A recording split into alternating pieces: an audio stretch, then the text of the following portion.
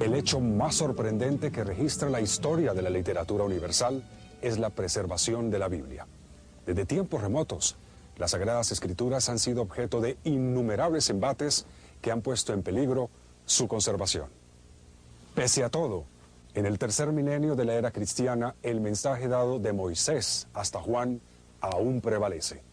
Esto ha motivado a que la obra que guarda la palabra de Dios también se conozca como el libro indestructible. Las Sociedades Bíblicas Unidas presentan el libro indestructible.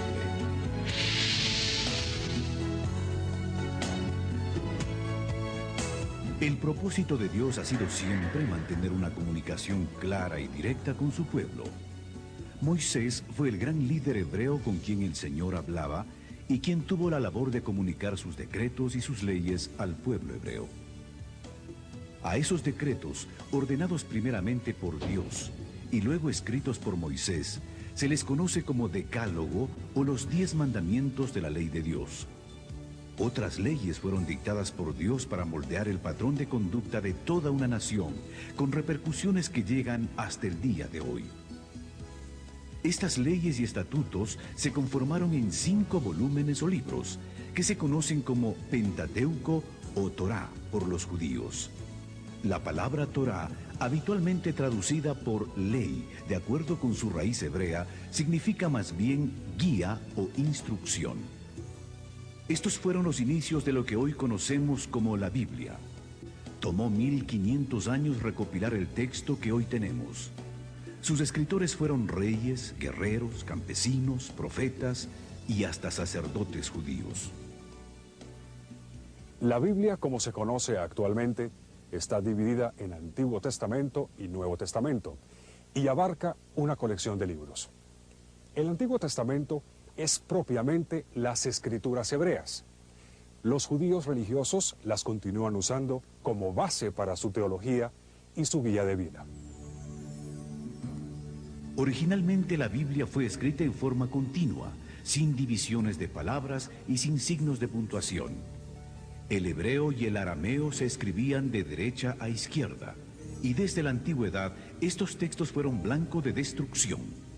Uno de los primeros intentos por destruir los escritos sagrados ocurrió alrededor del año 587 a.C., cuando los babilonios desolaron la Tierra Santa. En esa ocasión quemaron todo el material que encontraron y cada pared del templo de Jerusalén. El pueblo judío fue llevado en cautiverio a Babilonia y permaneció allí por espacio de 70 años. Probablemente durante el cautiverio construyeron sinagogas. Estas eran pequeños lugares donde podían reunirse y educarse. En ellas experimentaron un gran avivamiento en la adoración y la renovación espiritual, al volver a leer los escritos sagrados. Pero se requería que hubiese copias de esos textos disponibles para cada una de las sinagogas. Esa necesidad trajo como consecuencia la creación de una institución, la de los escribas. Los escribas que copiaron los manuscritos hebreos fueron bastante serios y rígidos en la escritura de los pergaminos. No solamente eligieron las plumas, eligieron con cuidado la tinta, sino también las pieles sobre las que se iban a copiar los diferentes manuscritos.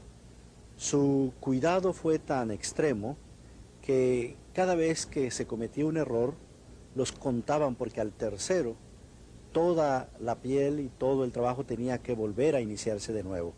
Cada vez que se escribía el nombre sagrado de Dios, se cambiaban plumas y tinta para volver a empezar de nuevo, porque era tanto su cuidado de mantener limpio y santo el trabajo, que hasta en esos detalles ellos cuidaron bastante. Eso realmente fue providencial, porque los manuscritos hebreos que hoy tenemos en la actualidad realmente son de los más perfectos, y a diferencia de los manuscritos griegos, la poca cantidad de manuscritos hebreos asegura que el texto que se imprimió es un texto bastante seguro y bastante exacto. En la época del gran conquistador griego Alejandro Magno, se fundó en Egipto la Biblioteca de Alejandría. Alejandro pidió al rey Ptolomeo que ordenara una versión en griego de la Biblia. El gran sacerdote de Jerusalén, Eleazar, accedió a proveer 6 sacerdotes por cada tribu de Israel, para conformar así los 70 hombres que irían a Alejandría a realizar el trabajo de traducción. Al resultado de esa labor se le conoció como la versión griega llamada de los 70 o Septuaginta. El Imperio Romano conquistó el mundo y Jerusalén no fue la excepción. Durante ese dominio surgió la personalidad que cambiaría la historia humana para siempre: Jesús de Nazaret. En los primeros 4 libros del Nuevo Testamento se encuentra el testimonio de la vida y los hechos de Jesús. Inicialmente los evangelios correspondieron a una tradición oral, pero después de la muerte y resurrección de Jesús, muchos detalles empezaron a perderse. Por eso se hizo necesario escribir estos acontecimientos para evitar toda confusión. Este fue el propósito de Lucas, el médico amado, a quien se le atribuye haber escrito el Evangelio de Lucas y los Hechos de los Apóstoles. La propagación del Evangelio por medio de las prédicas de Pablo hizo que la Biblia llegara también a costas extranjeras y en griego, que era el idioma más extendido en la época, expandiéndose por el Asia Menor, y gracias al tráfico comercial entre Jerusalén y Roma, el cristianismo llegó a Europa. Miles de cristianos fueron quemados en hogueras o lanzados a los leones. Los cristianos se refugiaban en las catacumbas de Roma para escapar de la persecución al movimiento.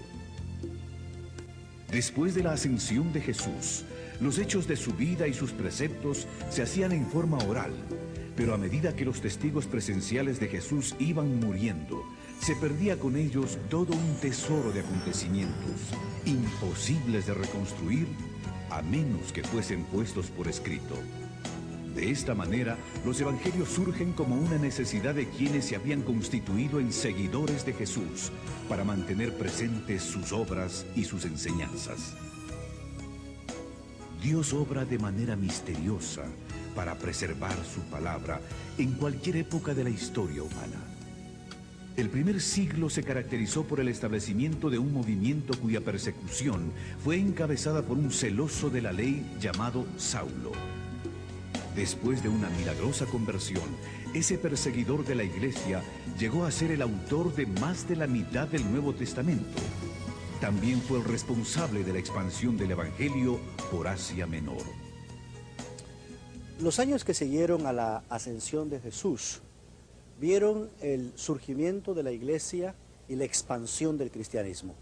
Primero en Jerusalén y Judea, después al resto de Palestina, incluyendo Samaria, y se extendió hasta el resto de lo que hoy se conoce con el nombre de Asia Menor. El personaje más importante en la expansión del cristianismo en esta parte del mundo fue el apóstol Pablo. No solamente proclamó el evangelio de manera oral, estableciendo iglesias, sino que para asegurar la continuidad de las comunidades y su educación, escribió cartas que llegaron a ser parte de lo que hoy se conoce con el Nuevo Testamento. Pero no solo Pablo escribió cartas, hay otros autores que escribieron una carta o que escribieron otras cartas, y ese conjunto se conoce con el nombre de cartas universales. Pero también tenemos escritos como Apocalipsis, que forma parte de lo que se conoce con el nombre de literatura juanina y tiene que ver con el apóstol Juan, que fue uno de los seguidores de Jesús. La persecución de los cristianos en Roma fue basada en que este movimiento atentaba contra el emperador y que este grupo solo reconocía la autoridad de Jesús.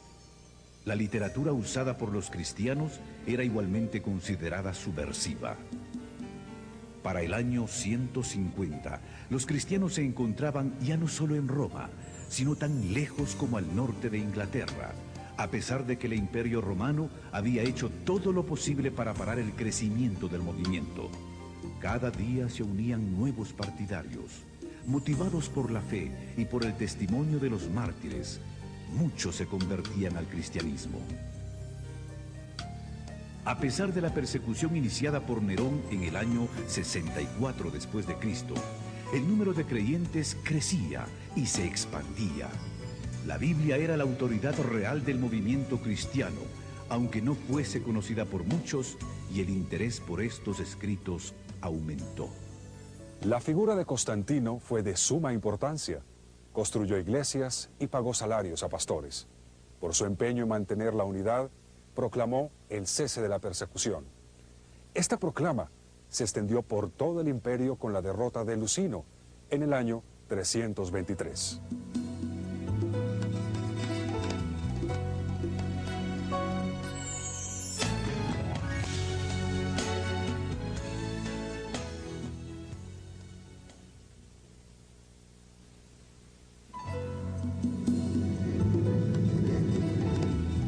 La canonización de los textos bíblicos implicó un proceso lento y de varias etapas. La palabra canon, con referencia a la Biblia, fue empleada por primera vez hacia el 360 después de Cristo. 7 años después, este patriarca de Alejandría hizo la primera lista de los 27 libros del Nuevo Testamento. Las Sociedades Bíblicas Unidas presentan el libro indestructible.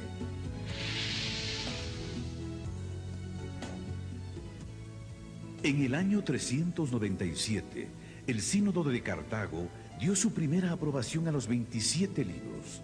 Con esto se reafirmaba la autoridad del Nuevo Testamento.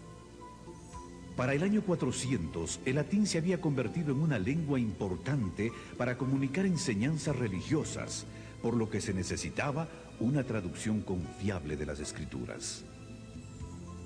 Jerónimo se mudó a Belén y se dedicó a traducir las Escrituras al latín. En el año 405 completó su misión. Su trabajo es conocido como la Vulgata, o Biblia de lenguaje común. El latín se convirtió en la lengua oficial de la Iglesia Católica Romana hasta este siglo. Cada nación protestante usó su propio idioma. El griego siguió como idioma oficial en el Oriente.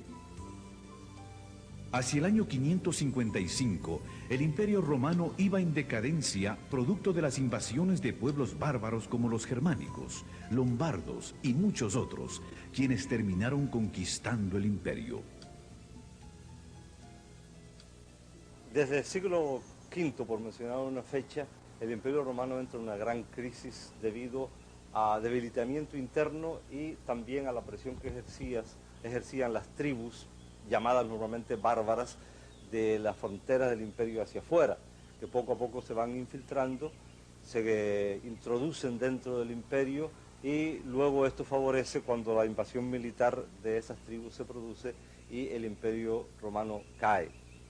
El año 476 se considera como símbolo del tránsito del mundo antiguo a la Edad Media, y esta Edad Media generalmente es considerada como una época de oscuridad, que es una caracterización, en mi opinión, falsa, pues aunque sí hubo ciertos problemas que se plantearon a ese respecto, sin embargo, la Edad Media fue también un foco de cultura, especialmente para transmitir la cultura antigua que llegara hasta el mundo moderno y de hecho hasta nuestros días. En este periodo se crean las universidades, primero a partir de las escuelas catedralicias y palatinas, con Carlomagno, y luego florecen las grandes universidades en varios países de Europa, Francia, Alemania, Inglaterra, España, y esos fueron centros de cultura. Cierto, no era una cultura popular, pero era el centro de cultura que iba a recoger y a crear para el mundo moderno. También a partir del siglo XI se produce un fenómeno muy característico de esta época, que son las cruzadas. Se creó un espíritu, especialmente en el mundo occidental cristiano, y un deseo de recuperar las llamadas tierras santas que estaban en manos de los turcos, de los musulmanes, y se consideraba que eso era casi un sacrilegio. Las cruzadas tuvieron épocas de gloria y épocas de catástrofe espantosa, pero al mismo tiempo facilitaron el tránsito de la cultura, del comercio, a lo largo de todo el territorio que va desde el occidente de Europa hasta la Tierra Santa, hasta el Medio Oriente. Esto también va creando el ambiente propicio para que ya, especialmente en la última parte de la Edad Media, comenzaran a preocuparse algunos cristianos por traducir textos bíblicos a idiomas, los idiomas modernos de aquella época, puesto que a partir de la traducción de San Jerónimo, conocida como la Vulgata, de la cual ya se ha hablado, el latín se convierte en la lengua oficial de la Iglesia, y la traducción de esa Biblia al latín, la Vulgata, era la traducción oficial que la Iglesia utilizaba para todos sus usos del texto bíblico. De tal manera que ya al final de la Edad Media se abre un mundo nuevo, se está preparando el Renacimiento y el comienzo de la era moderna, un mundo nuevo también para la traducción de la Biblia y para los estudios bíblicos. En el siglo XIV, John Wycliffe de Inglaterra, quien se considera el padre de la Biblia en inglés, sostenía que la Biblia contiene la revelación de Dios. Aseguraba que no se necesitaba ninguna enseñanza adicional por parte de la Iglesia ni de las autoridades. Wycliffe reiteró que la Biblia debía ser traducida al lenguaje del pueblo. La Biblia en inglés no era conocida en Inglaterra, puesto que se contaba con la versión latina de Jerónimo del año 405. Wycliffe terminó la traducción del Nuevo Testamento a partir de la Vulgata latina en el año 1380. En 1382 se terminó el Antiguo Testamento. Por primera vez, el pueblo de Inglaterra tenía en sus manos una Biblia en su propio idioma. En esos días, una Biblia era costosa y no todo el mundo podía obtenerla. Algunos daban las ganancias de un mes de trabajo para obtener una página de la Biblia. Con su aporte, Wycliffe había cambiado la historia de Inglaterra. Hasta el día de su muerte se mantuvo a la vanguardia, enfrentando a los poderes que mantenían al pueblo prisionero de una tradición religiosa impuesta por la fuerza. Las ideas de Wycliffe fueron tan temidas que después de su muerte, toda la literatura que había producido fue prohibida. Y aún más, John Huss, de Bohemia, un admirador de Wycliffe, murió quemado en la hoguera en el año 1415, condenado por el Concilio de Constanza.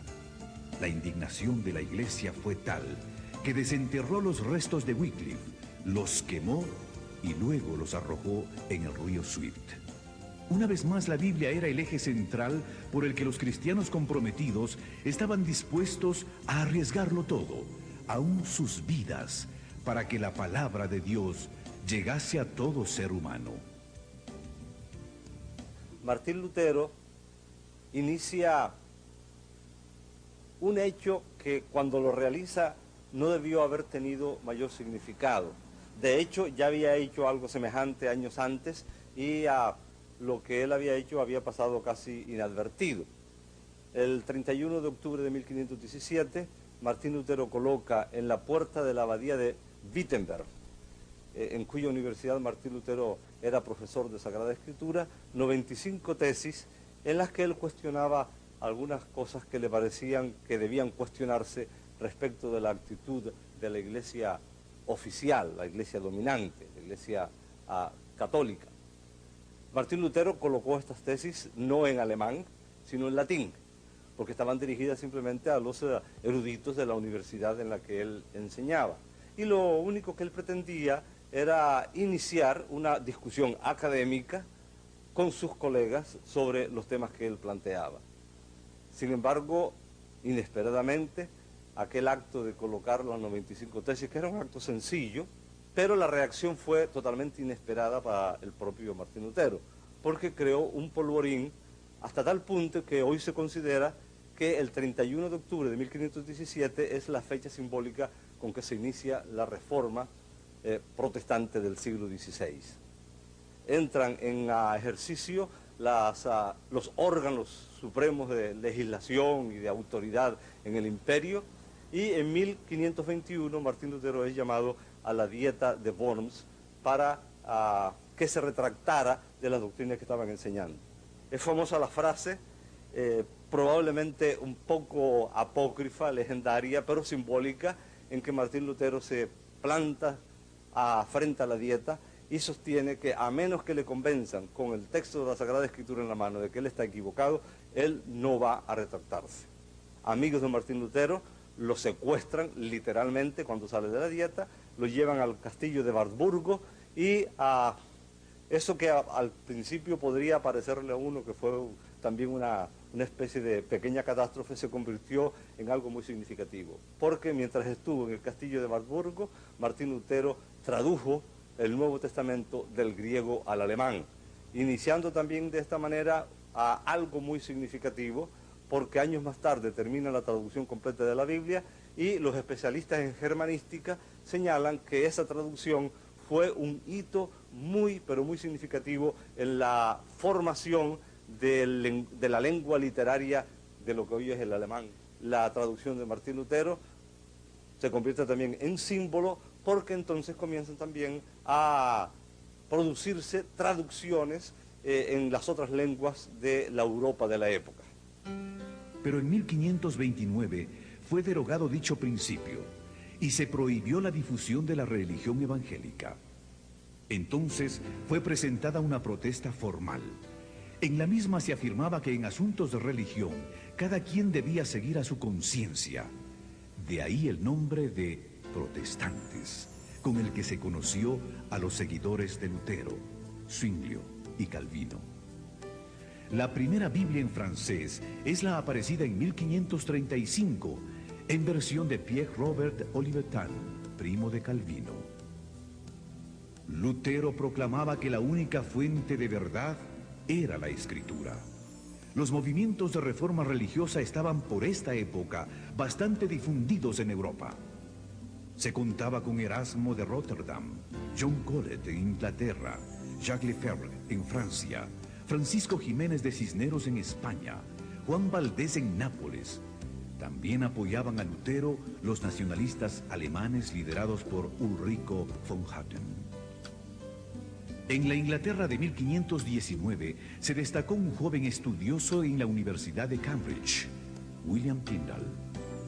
El joven entendió que si el Nuevo Testamento tenía tanto efecto en los intelectuales de Cambridge, la palabra de Dios haría mucho más en los campesinos. A partir de esta conclusión, Tyndale empezó su misión de traducir la Biblia en inglés, teniendo en mente a la gente común. Tyndale tuvo que salir de Inglaterra para poder hacer su trabajo de traducción, porque en este país había prohibiciones de usar una Biblia que no fuera en latín. En 1524 viajó a Hamburgo para finalizar su traducción del Nuevo Testamento. Al igual que Lutero, Tyndale utilizó para su labor los textos griegos de Erasmo y la Vulgata latina, así como las traducciones hechas por Lutero al alemán.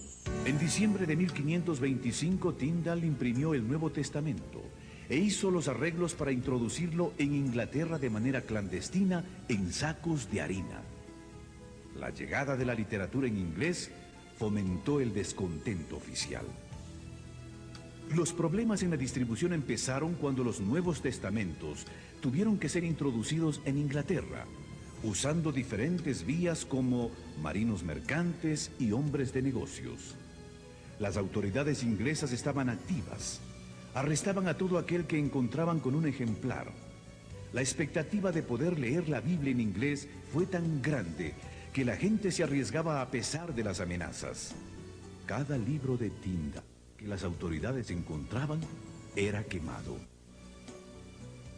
El obispo y el cardenal de Londres quemaron 158 cajas del Nuevo Testamento de Tyndale.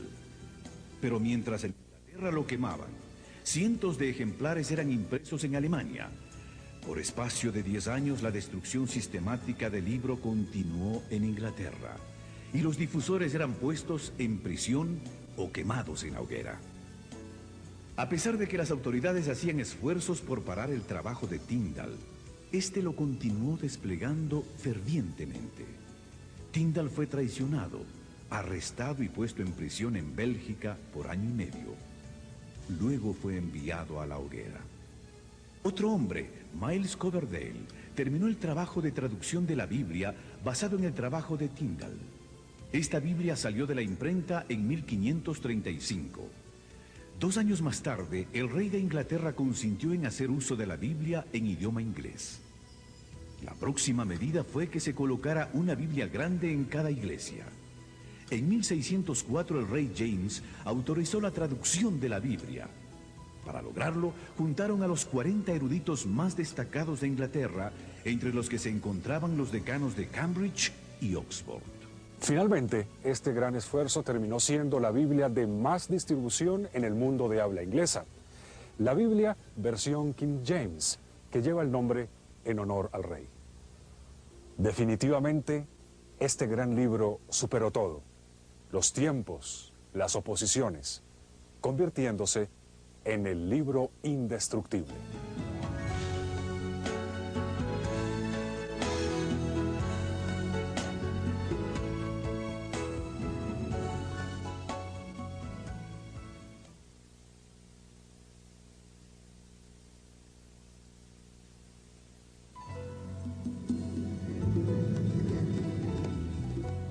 En el año 1557, en el monasterio de San Isidro del Campo, en Sevilla, España, un monje de nombre Casiodoro de Reina, admirador y estudioso de Jerónimo, sintió el deseo de traducir la Biblia a su propio idioma, llevando así la Biblia al pueblo hispano de ese tiempo, un gran aporte a la difusión y alcance del libro indestructible. Las Sociedades Bíblicas Unidas presentan el libro indestructible.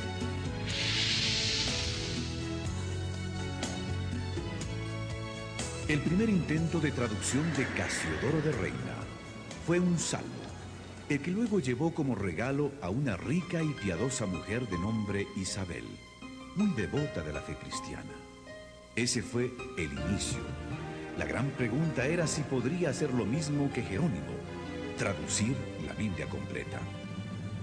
Hasta este momento se creía que el idioma para las cosas sagradas era el latín, y no se concebía la Biblia en una lengua romance como el castellano.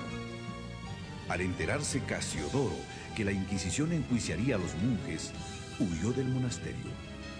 Tuvo que vivir en diferentes países acosado por sus enemigos, sentenciado a muerte, bajo acusaciones falsas y con penurias económicas. En 1572 la Inquisición lo enjuició en ausencia. Al ser hallado culpable, quemaron una efigie suya en señal de lo que le esperaba en caso de ser capturado. Casiodoro se estableció en Inglaterra. Allí recibió seguridad y protección. La reina le otorgó una pensión para que pudiera continuar con la traducción de la Biblia, pero la persecución no se detuvo. En 1563 sus enemigos le hicieron acusaciones morales. Tuvo que volver a huir, y eso empeoró su imagen y reputación. Después de 12 años de intensa labor en medio de viajes, intrigas, enfermedades y toda clase de contratiempos, en 1569 en Basilea, Suiza, se publicó su traducción de la Biblia al castellano. Un compañero de Casiodoro de Reina en el monasterio de San Isidro del Campo, en Sevilla, en el sur de España, que también había huido de la península ibérica por temor de la persecución, inicia una labor de revisión del texto de don Casiodoro. En la presentación que hace al inicio de su obra don Cipriano de Valera, habla muy elogiosamente de la obra de Casiodoro de Reina, señala que ya es imposible conseguir ejemplares y decide hacer la revisión para ponerla al día porque había habido algunos cambios en cuanto al uso del idioma, sobre todo, y algunos principios que había seguido un Casiodoro de Reina que Cipriano consideraba que debía cambiar. En 1602, en Ámsterdam, se publica lo que a mí me gusta llamar la primera auténtica y original Reina Valera, es decir, la primera revisión que se hace del texto de Reina por don Cipriano de Valera. La revisión de Reina Valera ha sido el texto bíblico más usado por las iglesias evangélicas de habla castellana, tanto en España como en Hispanoamérica y en otras partes donde se usa nuestro idioma. El texto revisado por don Cipriano de Valera, por supuesto, en 1602, fue sometido a diversas revisiones a lo largo de los siglos, muchas de ellas muy poco conocidas, y luego cuando se forman las primeras sociedades bíblicas y después, posteriormente, las Sociedades Bíblicas Unidas, se hacen las revisiones más conocidas en el día de hoy. La de 1909, publicada por la Sociedad Bíblica Británica y Extranjera, es la Biblia con la que yo me eduqué en la fe. La de 1960, que es la de más amplio uso en la actualidad, y la de 1995, la última revisión hecha por Sociedades Bíblicas Unidas, que ha entrado en circulación entre el pueblo cristiano del mundo de habla hispana hace varios años. La persecución en Europa llevó a un grupo de puritanos a convertirse en peregrinos que después emigrarían de Ámsterdam a Inglaterra, buscando la manera de salir hacia nuevos horizontes. Y así fue como en 1620 llegó la Biblia a los Estados Unidos. Los primeros 600 ejemplares de la Biblia en español, enviados por la Sociedad Bíblica Británica y Extranjera, llegaron a Buenos Aires y a Montevideo en 1806. Entre 1804 y 1807 se imprimieron 20.000 ejemplares del Nuevo Testamento en portugués, que marinos y comerciantes distribuyeron en las costas de Brasil. Entre los años 1808 y 16 se repartieron en las Indias Occidentales, Honduras y las Guyanas 4.000 ejemplares de la Biblia y 11.500 Nuevos Testamentos en español, francés, inglés y holandés. Comerciantes, viajeros y piadosos capitanes de barcos también diseminaron ejemplares del texto sagrado por las costas de América Latina. Parece que las primeras sociedades auxiliares para la distribución de la Biblia en América Latina fueron las organizadas en 1818 entre los negros de Barbados y Bermuda. 4 años antes de la liberación de los esclavos en el Caribe, se publicó una edición bilingüe del Nuevo Testamento en dialecto africano e inglés, que fue destinada a los misioneros moravos en Surinam. De ella se realizaron subsecuentes ediciones hasta 1889. Sin lugar a dudas, el misionero más dedicado a la obra de la distribución de la escritura en este periodo fue James Diego Thompson. Viajó por iniciativa propia a América Latina para promover el método lancasteriano de educación, usando la Biblia como texto principal.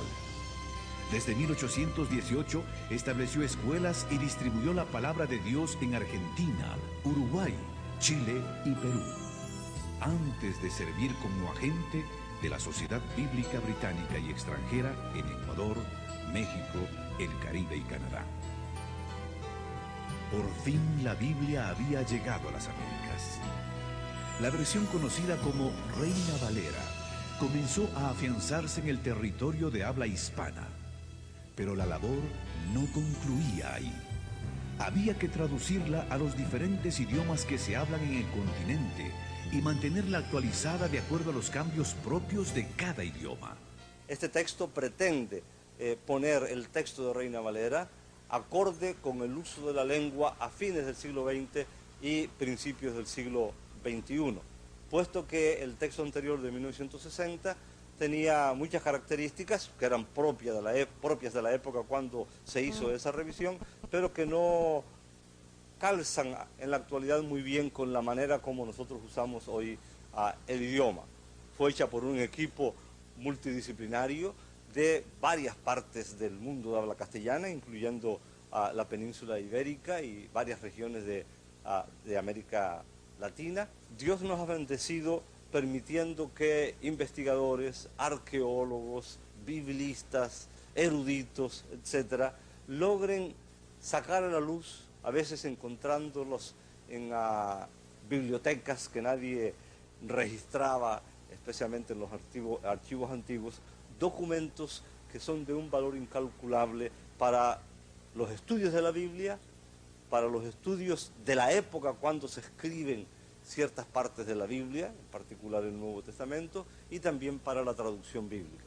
Me refiero a los documentos de Qumran, que salen a la luz los primeros en 1947 y que poco a poco va revelando que no se trataba solamente de unos pocos documentos en una cueva allí en Qumran, cerca del Mar Muerto, sino que esparcidos en 11 cuevas distintas se encontraron muchas tinajas que contenían manuscritos bíblicos que permitieron a los especialistas, permitieron y permiten a los especialistas conocer más de la época del Nuevo Testamento, de la época en que vivió a Jesucristo, porque se calcula que esos documentos corresponden a esa época, cuando fueron escritos, y que probablemente fueron escondidos allí para librarlos de los ataques romanos, que van a concluir con la destrucción del Templo de Jerusalén.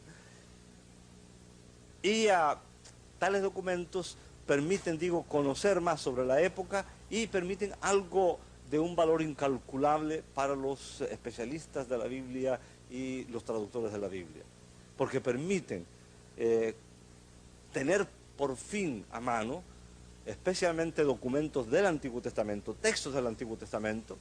Probablemente el más conocido de todos ellos es el rollo de Isaías, que antecede en muchos siglos a los documentos más antiguos que se tenía hasta entonces del Antiguo Testamento.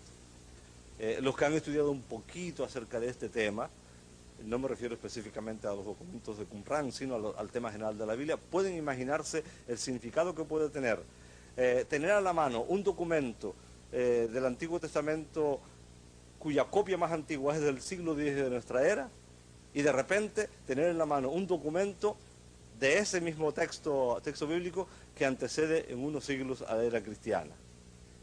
Es tan obvio el significado de eso que casi tratar de explicarlo podría ser un insulto, porque cuanto más cerca estén los documentos de los escritos originales, que no han llegado hasta nosotros, por supuesto es de muchísimo más valor. Los manuscritos descubiertos preceden en siglos a los que se tenían para estudiar, comprender y traducir el texto hebreo. Esto ha permitido a los estudiosos comparar el texto tradicional, conocido como texto masorético, con la Septuaginta de la traducción griega. Los rollos estuvieron escondidos por más de 1900 años en cuevas de dicha región, donde un niño pastor de ovejas accidentalmente los descubrió. Gracias a la investigación continua, a la tecnología contemporánea y al desarrollo de nuevas metodologías de estudios bíblicos, los creyentes del nuevo siglo están en una posición ventajosa para la comprensión del mensaje de las Escrituras.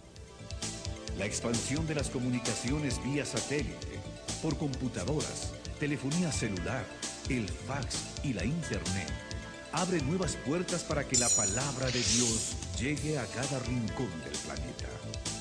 La intención de Dios es que su palabra llegue a cada ser humano.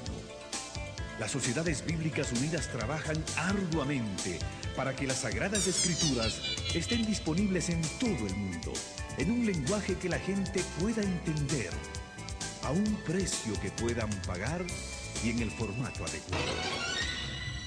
A pesar de todo este esfuerzo, las estadísticas nos siguen retando. La población mundial se estima en 6.000 millones de habitantes. De ellos, menos de 2.000 millones son cristianos. En la actualidad, hay más de 6.000 idiomas en el mundo. De ellos, solo 2.195 idiomas cuentan, por lo menos, con una porción de la Biblia. 3 de cada 4 cristianos aún no tienen un ejemplar de la Biblia. El 85% de los cristianos del mundo occidental nunca ha leído la Biblia completa. 300 millones de personas alrededor del mundo no tienen ni un libro de la Biblia traducido a su idioma. 2.000 millones de personas no tienen acceso a la palabra de Dios porque no pueden leer la Biblia o porque no la tienen disponible en medios no impresos. Las Sociedades Bíblicas Unidas han publicado varias versiones contemporáneas de la Biblia en castellano. Destacan de manera especial la última revisión de la Reina Valera, que es conocida como Reina Valera 95. También está la Dios habla hoy, que es una revisión o edición de la Biblia en versión popular. Y últimamente la Biblia en lenguaje sencillo, que es una traducción que busca alcanzar al público infantil, pero también a ese público especial que nosotros conocemos con el nombre de nuevos lectores. El trabajo de traducción de la Biblia también ha integrado nuevas tecnologías, como lo es la computadora.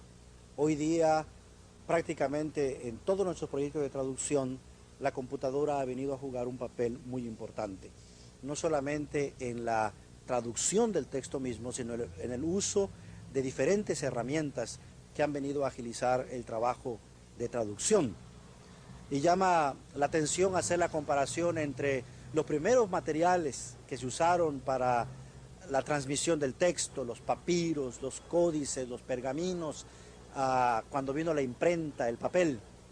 Así que le damos gracias a Dios que nos ha permitido que cada vez que surge un elemento nuevo en la tecnología puede ser de inmediato integrado en nuestro trabajo de traducción. Y esto pues no solo se nota en la traducción, sino también en la producción y en la distribución de las Sagradas Escrituras. Además hay que agregar el hecho de que hemos involucrado en nuestro trabajo de traducción otros medios de comunicación como lo son el video, el audio, y para ello los consultores de traducción, los equipos de traducción están siendo